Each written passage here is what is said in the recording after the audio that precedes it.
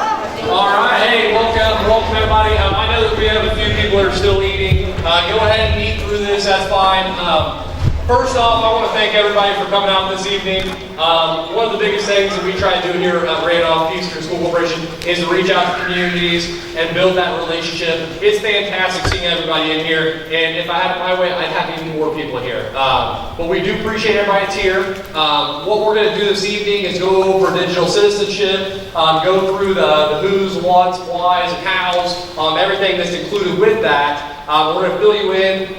It's very, very neat, the situation that we're in here at Randolph Eastern School Corporation.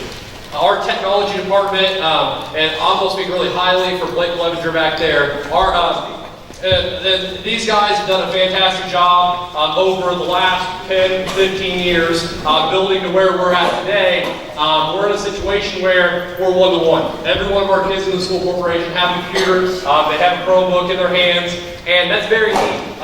There's a lot of big schools that have, upwards of 3,000 or 4,000 students that aren't where we're at today. So with that being said, we have the opportunity to have e-learning days. We'll talk about that a little bit, and we also have the opportunity to tap into technology and bring those into our classrooms, because it being a technological era, we see a lot of cross-curricular approaches using technology, and we've been really adapting this into our K through 12 curriculum. So that's not just Blake back there. That's every one of our teachers. That's every one of our students. We've dove into this, and we've done a great job. So we're going to go through this PowerPoint presentation. I think it's going to be what, 35, 40, maybe. 35, 40 minutes? I heard it's 2.5 hours. If it's me talking, it'll be 2 hours. If it's Aaron, it'll be 30 seconds. So, but hey, we're going to cover this. Thank you guys for coming. And I think that this band camp, who's slide number 2? All right, Mr. Black, here he is. Thank you guys again.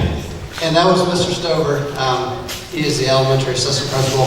I'm Mr. Black, the high school, junior, senior high principal. I'm Winkle, he said, welcome.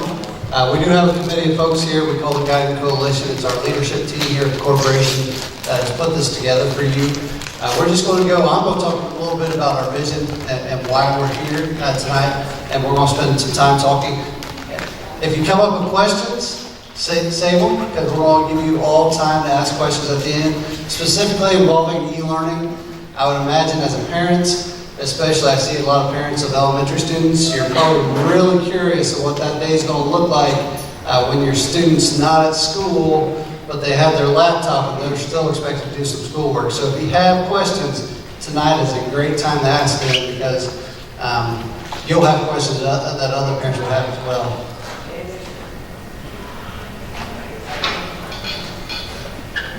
Thank you, Blake. Okay, so at Randolph Eastern we have Did you hand it to me off? I think I did. There you go. See, without him, where would we be? There we go, look at this. We do have a mission, and the most important part of our mission is to look at the last 3 words, and that's to develop responsible, productive citizens. And being digitally inclined, living in a digital world, we all know as parents, most of you I imagine on Facebook, and you see a lot of things that you probably not real proud of all the time when you think about humanity and things we say on Facebook. So what we have the responsibility to do as a school is to develop young people and to be productive citizens. But a big part of that is what's that going to look like online. Okay, so as we go throughout tonight, that's what this is all about. That's why we're going to talk about digital citizenship, so you can see and hear our commitment to helping your young people be better citizens online. That's why you're here. School and parents, we're going to have to work together to make this work as we go throughout, from here on forward. Technology is not going to go anywhere. It's only going to get better. Or in some ways, it's only going to get worse.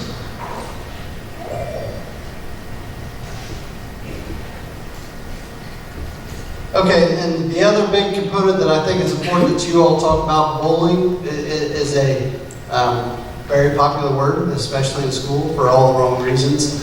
And we all know, again, that if you're involved in social media in any way, whether it be Facebook, Twitter, Snapchat, Instagram, those type of things. Those are all tools that people use to hurt people. And that's no different how our students treat each other sometimes online. So cyberbullying is a big part of monitoring cyberbullying is a big part of our commitment, but where we need your help is make sure you're communicating with us when that's occurring with your students online as well. So that's your responsibility as much as it is ours. With that being said, I'm going to invite, I believe, Cheryl Van No. Sorry. We really want you to talk, Cheryl. Cheryl, we want you to come up here. I know you have a slide. I want to invite Miss Becky Kuehl. This is our business teacher at the junior senior high school. She's in charge of DECA as well, but she's going to talk to you a little bit about our digital citizenship lessons.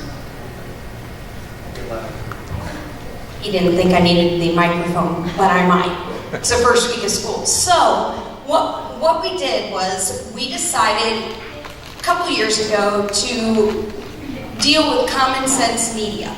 And what we wanted to do is we wanted every student to be able to learn about what it means to be a good digital citizen online. So every grade, even in the elementary and in the high school, there are assigned lessons. And the nice part about this is Common Sense Media has those set up so we know which one should be taught what year. So I'm going to share those with you, and Mrs. Thompson's going to click on my little link for the lessons.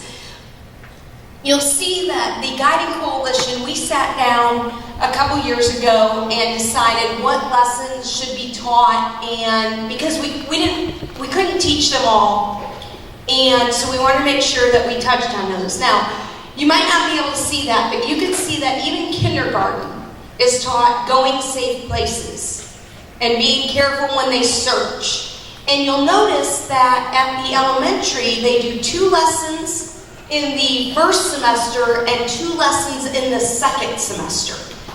And then at the high school, we do, well, actually 6 through 12, we do 3 lessons first semester and 2 lessons second semester. And later on, we are going to give you a link to Common Sense Media for you guys to be able to go so that you can decide what is good at your house and what is not good. Like, I gave the example last year that I have a niece and 2 nephews, and in order for them to be on the internet, they have to be sitting by an adult. That's the rule. And my brother said that, and I'm like, good job. I'll compliment you on that part because, like you said, you never know where they're going. At the 6th grade level, and I'm not going to read them all to you, but at the 6th grade level, we talk about scams because you all know on your email how many scams you can get through email. And so our kids, they are filtered here at school with the email, but if they have an email on their phone or at home, those aren't filtered. So knowing that you did not win the Publishers Clearinghouse and not to send your social security number to this person. The other thing that I don't want to spend a lot of time, but we talk to kids about plagiarism and copyright laws. Because our kids in high school who are getting ready to go to college, if they plagiarize in college, that could jeopardize their whole college career. And so that's another thing that we make sure that we cover. I think we're good there, Mrs. Thompson. And if you want to see this, if you would like a copy of it or whatever, we can get that to you so you can see what lessons they're learning. We want to help the students. We want to make sure that they're being safe online. Because we all know there's crazy people out there who are trying to, and you hear all the time about kids coming up missing because they met somebody online, and we want to protect our kids. That's what it comes down to. And I already talked about the grades K through 12, and we talked about the lessons. And again, internet safety, copyright, cyberbullying, fair use. Mrs. Thompson does a great job starting at the elementary about graphics. that you can use and that you can't use because they are protected. Because we don't want a kid to use a graphic that they're not supposed to in a document and then be, let's see, how do I want to put this, charged for copyright violations. Okay? And then at home, what can you do at home? This is going to be the link. And, oh, do you want to do something? Yeah, come on. You do it. I'll do it from here because that way I can play. So there's Common Sense Media right there, and they've got a section that's just for families, and you don't have to look me up because I'll click on that website, but they've got a section that's just for families. And so if at some point at Brouse, you know, you're trying to think, you've maybe heard somebody mention something about maybe there's a technology agreement in somebody else's home, and you're thinking, where do I get ideas like that? That's kind of a neat idea. Common Sense Media has a ton of resources, not just for educators, but also for you as parents, and me as a parent. Also looking for how can I help my child? If you know, I've got teenage boys that are on their device constantly. Well, we got to come up with a plan where they're not on it as much. What can we do? They've got tons of ideas. You've probably heard commercials on TV about device-free dinners. Well, that's them. That's their, you know, push for, okay, at least eat a meal without having your device in front of you. So again, Common Sense Media has a ton of resources that we use here at school, but they also have a ton that parents can use as well to find more tips and ideas on things that you can do. And I think I've heard it said a couple times already, we really feel like the most important thing that we can do is just to continue to talk about this kind of stuff with the kids. And so we try to do that all the time at school as we use the technology, and we just encourage you to know that. We want you to know that and encourage you to do the same kind of thing. With any type of, you know, when you see them using something, ask it, hey, what are you doing? My boys hate it. They think they're too old to tell me what they're doing now, but I think differently, so I'm going to keep asking. Encourage the conversation with your child. And then we have these twice a year. We do these digital citizenship nights twice a year, once in the fall and once in the spring, and we try to make them conversation that we think that are timely and helpful for us as parents, as much as us as teachers. So we encourage you to come to these and see if you can help us out. Give us ideas. If your child is doing something and you want us to be helpful with that, share with us what's going on so we can see if there's some resources that we can find to help you. And maybe we need to host an evening conversation about whatever kind of thing is happening in your home, because likely if it's happening in your home, only if it's happening in your home, it's likely happening in other homes as well. So we just encourage you to reach out and talk to us and come help us be supportive with this topic as well. All right, now Cheryl's up. I feel like I should introduce her since Mr. Black did. This is Mrs. Cheryl Camp. She's a math teacher at the high school. All right, we've been talking about e-learning, and a lot of people want to know, why do e-learning? Why not just have a regular school days like we've always had? There are several different things. For the students, working with digital components. They have to work with them at school, they have to have the teachers there, but they need to start being able to do that on their own and go through some of the different technologies. For some of the older students, there's days they want to go visit colleges, maybe go job shadowing, and this gives them days where they can still do the work that they need to do, but it has that opportunity without, you know, missing out on some of the things that they need to do. For the teachers, it's another reason why we want to do e-learning days.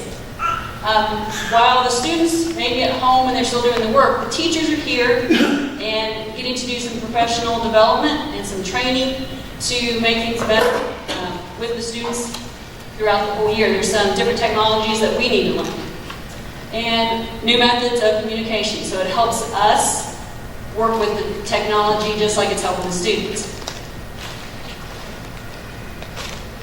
But we'll go right to it. So for everybody, continuous instruction for maintaining momentum. There are days where we miss, if there's, you know, a snow day and we have a makeup day. We want to keep continuing with the work. We don't want it to interrupt. It's not just, oh, here's something different. We can continue the instruction that we're doing even on those days with students at home. Avoid adding days at the end. So, you know, like I said, if we can get to the point where we have a snow day and that day can be an e-learning day. We don't have to add extra days on. The last two, you may not see it as much in the elementary, but they're building to that. But practicing for online courses. A lot of students going on, whether they're going on to college or vocational, they're going to have to do some online courses. We have a teacher whose daughter's in a grad school, and she said her whole first semester, there's no classroom she actually goes in. Every class is doing online work. And then prepping for the workforce too. Almost every job, my kids are out of college, but jobs they're applying for, it's online. Training that they have to do, it's online. So a lot of this is also preparing them for the world as that's changing and getting them used to doing those sort of things with a lot of ease. All right, I think we're ready for the what. And next is Mr. Cash and Mr. Jones.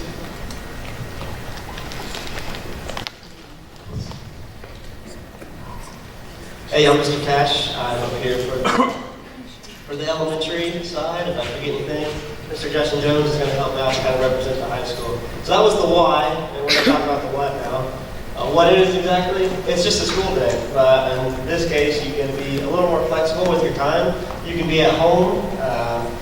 Say you don't have internet at home, or it's hard to get to, or it's out. You can go to the library. You can go anywhere where there's internet. So although it sounds maybe a little intimidating at first, it's nothing different than, as Mrs. Van Kemp said, a continued day of school, just wherever you can get internet. As I already said, you can do your work from home, but it doesn't have to be home. You can be very flexible. I know I have students in the 5th grade. If I assign something online and maybe they don't want to go home, they went up to McDonald's, they get a soda, and they sit there and they slurp away and they type away and they get their work done. So really, it's just very flexible. But the most important thing to understand is this isn't an option. It's definitely mandatory. It's flexible, but it's mandatory. This is how, if you don't participate in your schoolwork, at least at the north side level, when I see that you've chimed in and you've answered things and you've submitted things, I know you were participating in school that day. Your attendance is there. I'm not sure how the high school does it with different classes. I have students the whole day, the same students. I'm sure it works differently for the high school, so Mr. Jones may have to comment on that.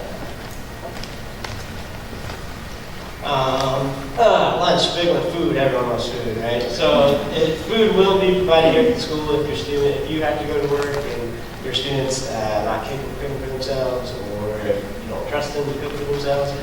There will be food here provided if needed. It'll kind of look like the summer lunch program, where this cafeteria is open. It'll be open from 11:30 to 12:30. So it looks a lot like the summer lunch. They'll just come in, they can get and sit down and eat here, and then can go home. You can also come in with them. Sure. Yeah.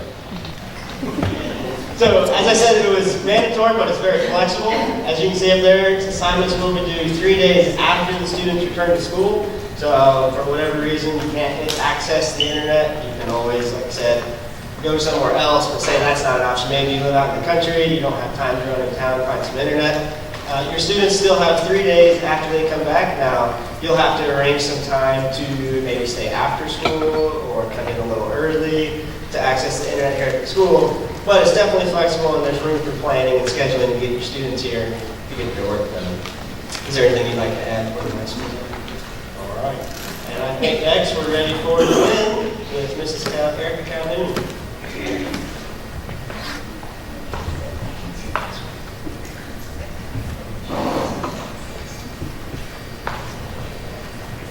Okay, we have 2 days that are scheduled, October 17th and 18th. I believe that's a Wednesday and a Thursday.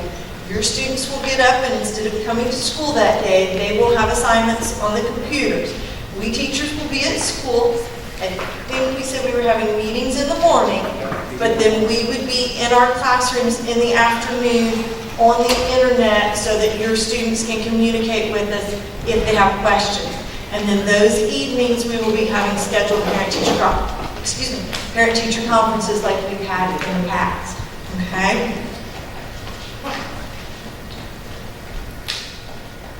Okay. We've also planned that We all know Indiana, you can't predict the weather, okay? So there is a chance, you know, we've gone years that we've had no snow days. We've gone years that we've had a blue million, okay?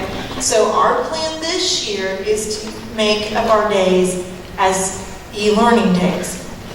For example, if we would have a snow day before Martin Luther King Jr. Day, then we would notify you that we were going to use that day as an e-learning day. And so instead of them coming to school, they would do their schoolwork at home. We also have President's Day, Good Friday, and then some days at the end of the year. Hopefully we don't have to use all of those. Okay?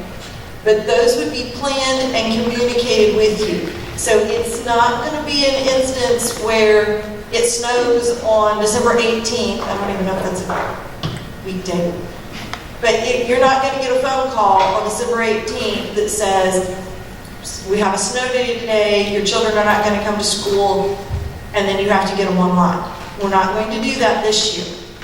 It will be planned, you will know ahead of time if your child has to get online on one of those days.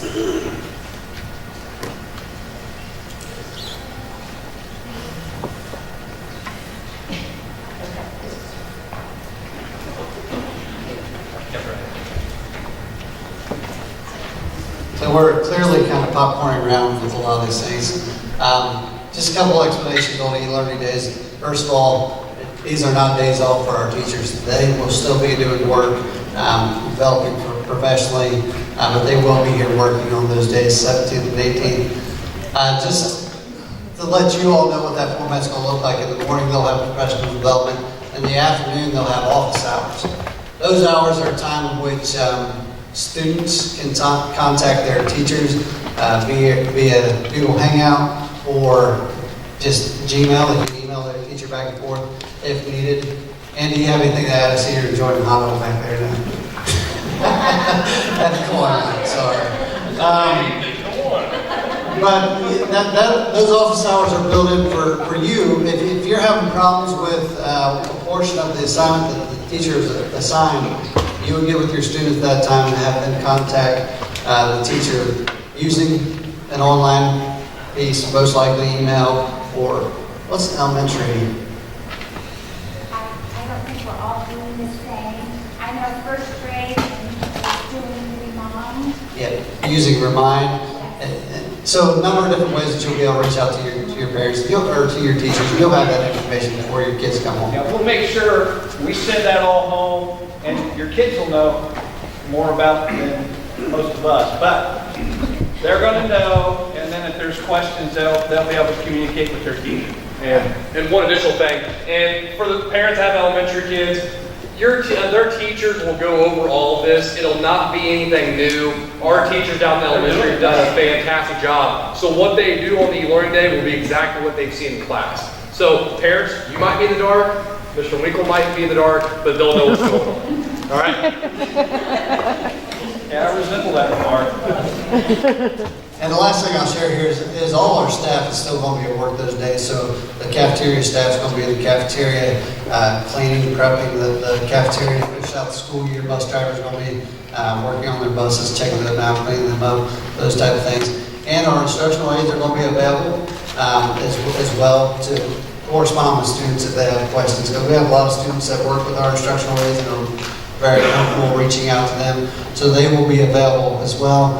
And again, the last part there is students are expected to reach out to their teachers, and we have an expectation as an administrative team that our teachers respond timely. That means if they contact during that office hours, there shouldn't be any lapse in time which it takes to get a response. So that's our commitment to kind of making these things run a little more smoothly for you all. Mr. Black, I just wanted to share one thing real quick before we go on there. Thanks, Mr. Black. I personally live in a location in Randolph County, south of Saratoga.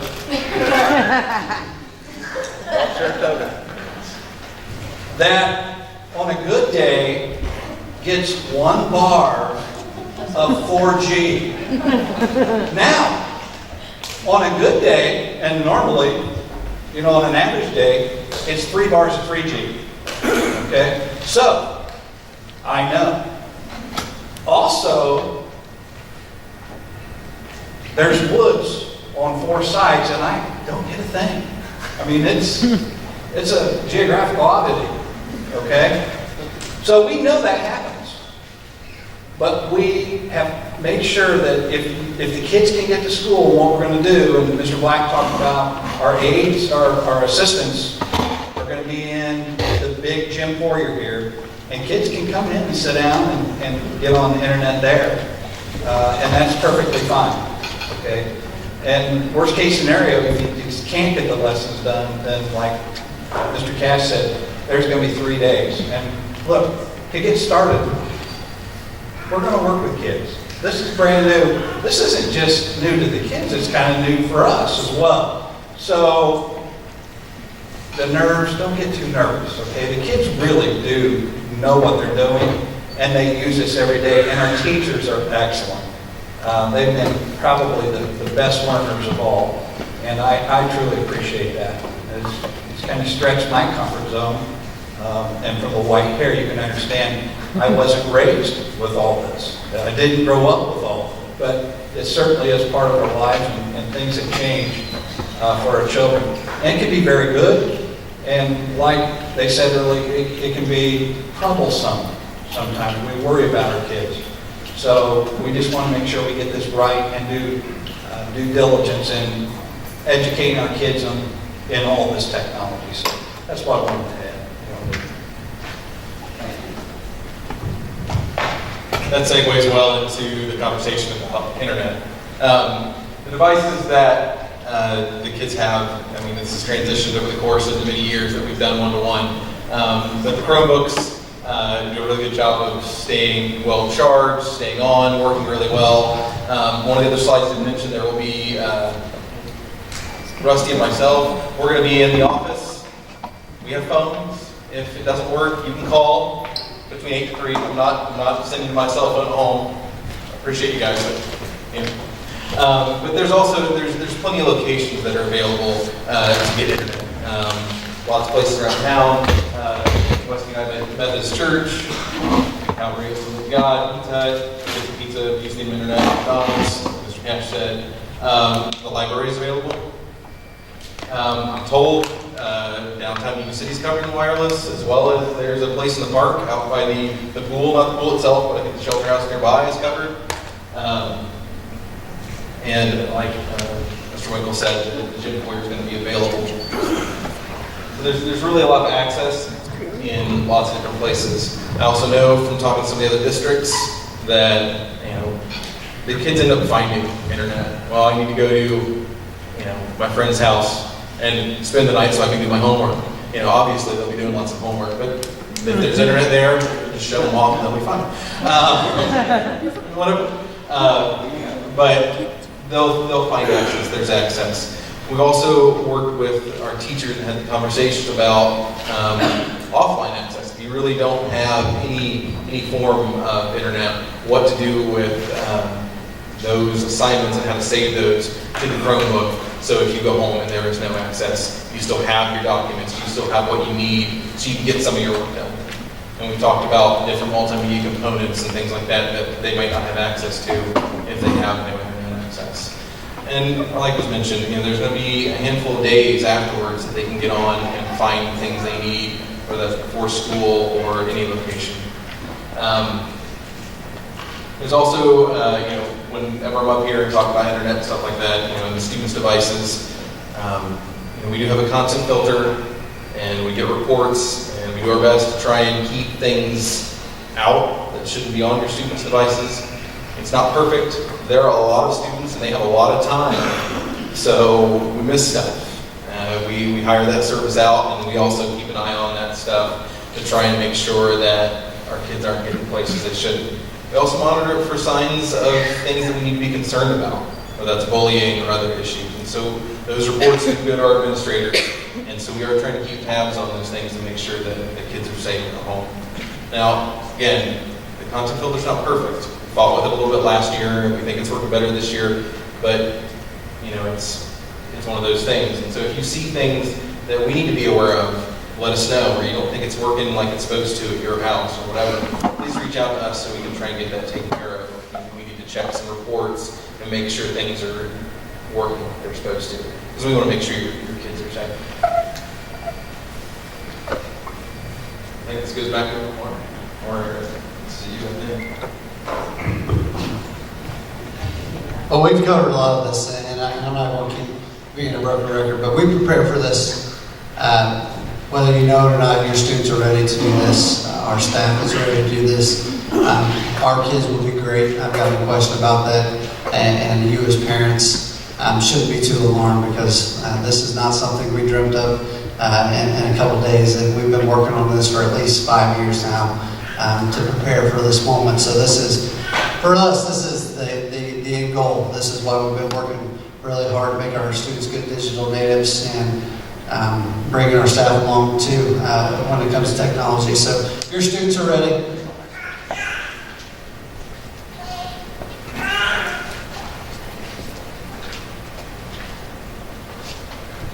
Okay, like I said, a lot of the stuff's already been covered. One thing you'll get familiar with if you're not already is Google Classroom. I know grades 7 through 12, and I'm going to say at least 5 through 12. If not lower, we're going to go we're going to go first grade. Okay, all these students have heard or used Google Classroom. You as a parent can access Google Classroom. You can get access to Google Classroom to see what assignments your students are supposed to be working on, which I heavily encourage you to do as a parent being involved. You can see that, what's being assigned, and what they have and haven't done. So our students are being prepared for that. The kindergarten is going to be working on that, so they'll know what Google Classroom is all about too. So again, if you have questions when the day comes, we'll be here to help you work through all these issues that may come about. Most of you that were with us last year know that we practiced this on 2 different occasions last year. It went very, very well. Actually, the only problem that we had was with our own internet, believe it or not, because when you put 900 kids on the internet at once, it tends to slow things down. But we won't have that problem when they're out and about, whether they're at home or in the community. And even if we had 200 kids up here in our gym foyer, it would not be an issue. So our practice days went very well. Like I said, we've been working for these days, and we don't anticipate any major problems going through. I really thought on those 2 practice days that somebody had taken Northside students. That's how quiet it was. I'm like, this isn't normal. And it went well, real well. You can go back and show Google Classroom. Okay, we're going to show you how to access Google Classroom. Well, you can't do it from over there. You are up. So we're talking about accessing Google Classroom again. As parents, I heavily encourage it. And these 2 ladies, Ms. Brouse and Ms. Adelsperger, are going to walk you through this. And they're actually going to show you up here how to go about accessing Google Classroom. Okay, this isn't the slide I was expecting to see. But I want you to realize that first graders will practice. Kindergarten, they were all going to be practicing before we ever take them to Google Classroom. Also, it's just not going to be some lessons on here. We have we're sitting down, we're figuring out which story we would be working on that week. We have lessons that go with what we work on that week. So it's relevant, everything. And so then as we go to the next day, next time it will be relevant to what they're learning then. She showed you first the home page, we call that. And the children know this, and we're practicing. They're already using this home page, and they're already maneuvering with it. And they would go to Google Classroom, and they've learned how to sign into Google Classroom already. My class did it today. And they're going to see the slides. And this was last year's lesson that they did, and we were working on comparing and contrasting. And so they know to go from slide to slide They know how to get to these videos. Click on that, get the link to watch. Okay, this was Flipgrid, and this is something that they used many times before this day. So they know what they're doing. On the day we did this, I had very few children ask me what they needed to do or tell me I don't know what to do. They had practiced so many times, they knew what they were going to be doing here. Plus, we showed them this the day before they did it. So it wasn't brand new when they opened it up. We had them very prepared. And so they felt very comfortable. And we have Remind that we have our parents signing up for. And so you can communicate with me, I can communicate with you. So if you do have a question, we can converse back and forth. All right, so yeah, you can just see. We had reading. Here is our math. We were measuring it this time. So they have something with that. Their spelling. They know how to do that. Here's PE. So that was what they worked on. This happens to be what we call the speech slide. The children that received this set of slides were in speech.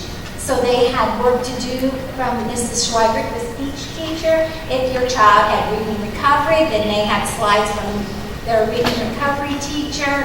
Whoever teaches them put slides on, and the children then went through and did them. It was very successful, and we're already starting to think about how we're going to prepare them for October. So there's a lot of thought going into these lessons. We don't want that just to be busy work. There's a real purpose to doing that.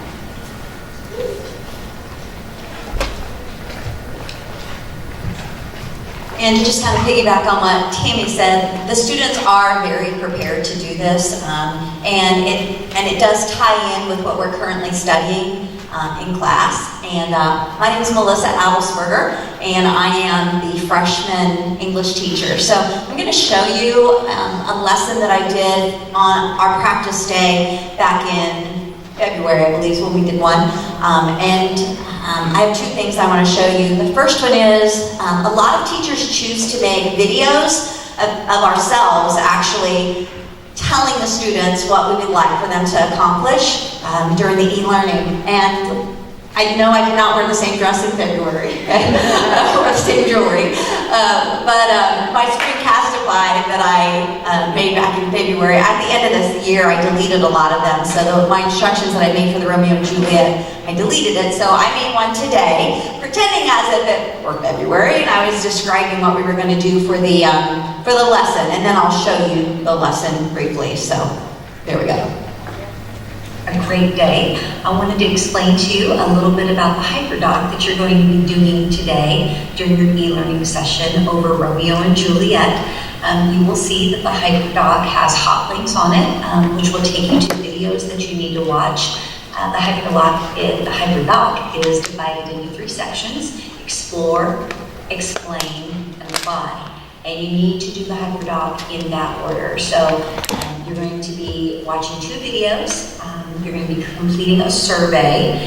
There's an article that you're going to read. You're going to take a quiz. And then the apply activity is you're going to be creating a Twitter feed. So this activity, from start to finish, should take you no more than maybe an hour and a half to accomplish. So, but again, I would like for you to go in the order that the hyperdoc has been put together. So you'll start with the top section, explore, explain, and then finish up with apply. If you have questions, please, you need to email me, or I am on Google Hangout. You can send me a message and I'll get right back to you. So I hope you have a great day with e-learning, and I will see you tomorrow.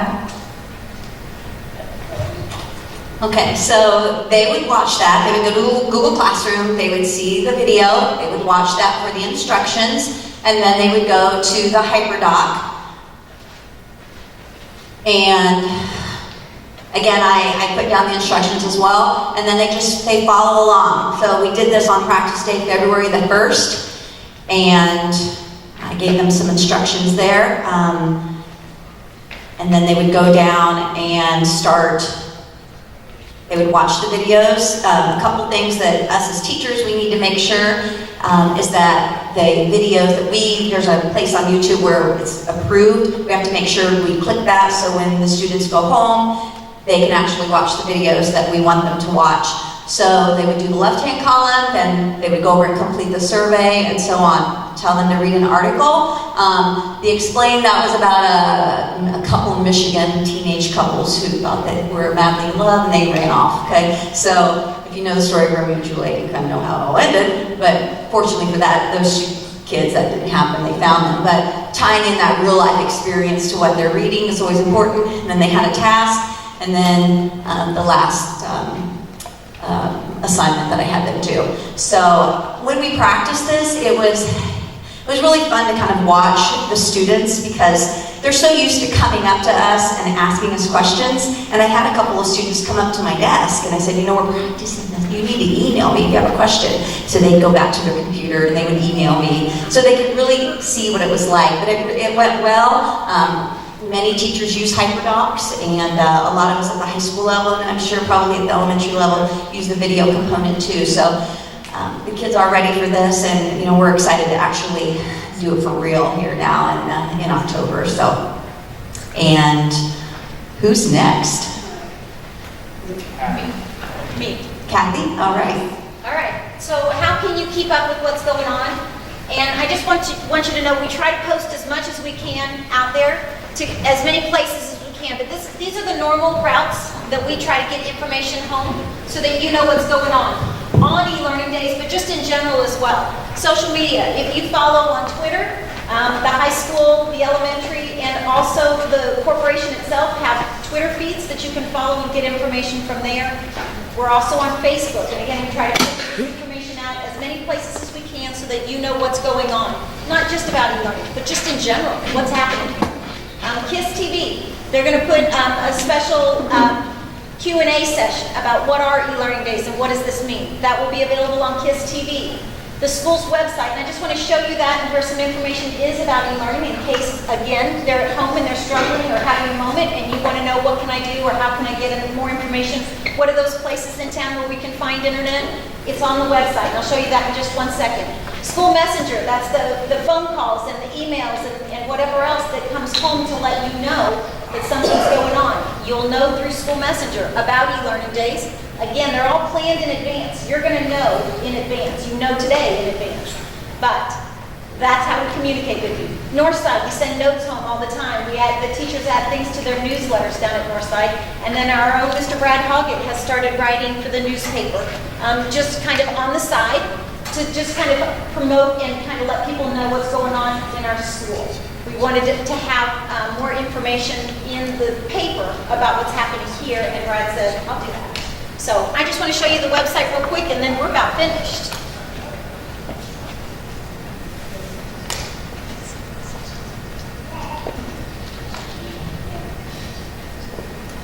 So on the school's website, over on the right-hand side, there's a link just for e-learning. And on that link is much of this information you've heard here tonight. So the dates are listed on here again, right here. Some important facts about it. Remember we said 3 days after the e-learning day the assignments will be due, and the tech office will have somebody there to answer the phone, and how does this work? All of this information is on here. The connectivity. This is what Blake was talking about earlier when he was talking about different places in town. So if you don't remember, when you're thinking about it later, this is a place you can come and find that information as well. We've added a troubleshooting chart to this right here, and that will be a place where if the student is running into trouble in Google Classroom and they can't seem to find something, that troubleshooting chart will kind of give them a list of, well, have you tried this first? Before you contact somebody else, have you tried this? So problem solving, right? And then finally, the last part is help guides. And they're not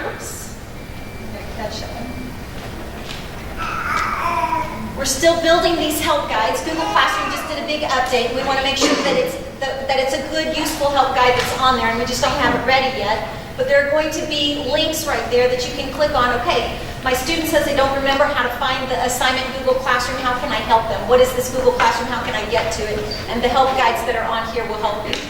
In addition, we'll put tutorials on there for their Chromebooks. They all use Chromebooks, and so, okay, they can't remember how to copy and paste, or they can't remember how to take a screenshot. There will be just little tips on there that will help them remember how to do things in case they don't remember. But they also know that stuff is sitting in their Google Classroom. And they see that. They know that it's there. We just went through that this past week in class with them. Or this week in class with them. We've just gone through that specifically with them. So, and what about connecting your Chromebook to your home internet? Okay, so maybe you know how to do it, but maybe you don't know how to do it. Maybe your child's responsible for getting that done. There'll be guides on there to help them know where to click to do that as well. So all of that is available on the school's website. We are totally open to suggestions and ideas of what you have to communicate. If there are things that you find out after the fact, well, I didn't know that was going on. If there's a means of communication that you think would be beneficial for us to do that we're not doing, let us know. We want to make sure that you have information about what's happening here at school. That is the channel that we typically go through, those different things that we just showed a little bit ago. But we want to make sure that you're getting the information about what's happening. All right. Hey, that's it the slideshow. I want to thank everybody for coming in this evening. Two things we did touch base on, and I'll do very quickly. If anything happens to your student's Chromebook or your child's Chromebook, you can use your device at home. We didn't touch base on that. They don't have to have their Chromebook. So just keep that in mind. And if you ever have any questions, the front office, we're all welcome to help you guys out. So call in. We'll fill you in with any information you need. And let's try to share this with the people that weren't here. But we do appreciate you coming this evening. Thank you, staff.